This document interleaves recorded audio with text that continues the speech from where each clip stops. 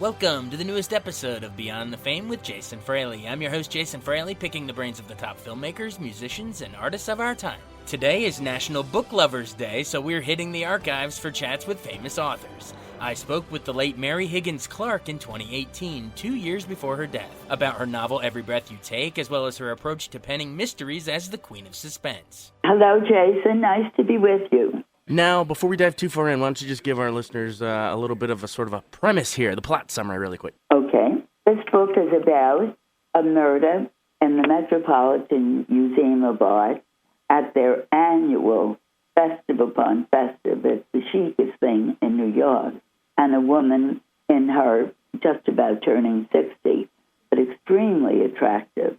And she had chosen the dress that Barbara Bush wore all those years ago. And now in that beautiful gown, suddenly vanishes and is found next door to the museum. And she has been pushed over the railing and is dead. And the question is, who did it?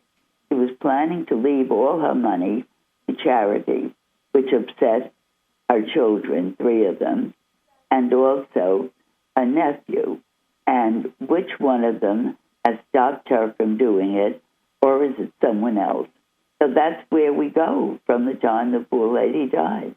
That's so awesome. How do you get this idea? Are you just going through an art museum one day and the idea percolates, or how did you come up with it? Well, this is the one I do with Alistair Burke.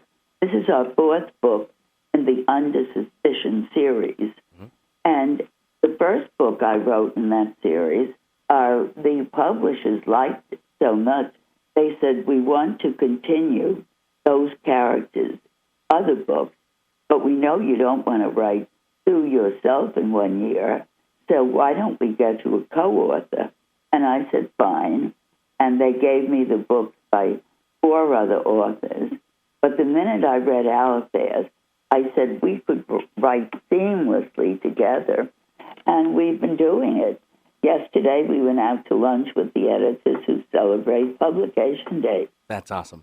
I want to know how you sort of got into writing suspense to begin with. I know one of your earliest books, I think it might have even been your debut novel, was sort of a historical thing about George Washington. But how did you make the pivot there? Well, I was writing a radio series called Portrait of a Patriot, and it starts up with something like this.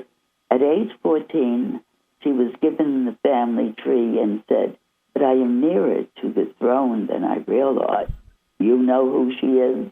And then it goes on halfway through. Have you guessed who she is yet? And at the end, our patriarch today, Victoria Regina, Empress of India, Queen of this and that. And it was fun. I liked doing an historical show. But then they said, you have never done George Washington. And I said, oh, he's so dull, I cannot tell a lie. They said, we need George Washington. And when I started doing research, I thought, we don't know this man. We really don't know him. I thought he married Martha for her money, and she was much older. He was 8 months older. There was a great love story between the 2 of them. She went through the British lines to join him in Boston, and that awful winter of Valley Forge, he was there with him. And I thought, there's a great story here. So I wrote it, and it got nicely reviewed, but I didn't sell any copies. And I thought I'd really like to write a book that will sell, because I had 2 kids in law school, right. 2 in expensive colleges, one in an expensive girls' school. So I tried. I looked at my bookshelves and said, I have always liked to read Suspense, and I've always tried to analyze, to be the first one to know who the guilty party is. I didn't realize I'd been training myself to write suspense fiction. So then Where Are the Children became the first one, and it became a massive bestseller. Absolutely. Who were some of your, just as a fan reading, who were some of your mystery suspense idols? Did you read a lot of Agatha Christie? Did you watch Hitchcock? Or I want to know, what were sort of your touchstones? Oh, of course.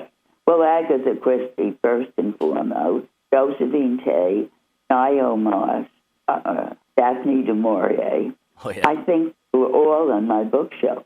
And I just want to know, as you sit down, I mean, you've written so many of these. You have 100 million copies in circulation. And if it's like a whodunit, what's sort of your approach to doling out the clues and dropping in red herrings? What's sort of the key, if there's any up-and-coming writers, to sort of piecemeal it out without giving it away? Well, simply, when I get an idea for a book, I have to write who are the characters. I do profiles on them. I know how they dress. I know what their hobbies are. And I rewrite the first 50 pages over and over. And at that point, I'm telling my husband, there is no book here. I might as well throw it out the window. And we're married 21 years, widower. But the first, he said to my sons, "Oh, my mother is so upset this book isn't working." And she said, "For God's sake, we've heard this with every book she's ever written." But then when I get my people, I know who they are, and they start doing things that I didn't expect them to do, then I know I have a story and keep going. Gotcha. Thanks so much for taking the time for us, Mary Higgins Clark. Thank you so very much. Thanks so much for joining us on Beyond the Fame with Jason Fraley. Remember to hit the subscribe button and give us a 5-star rating if you like what you hear. We'll see you next time.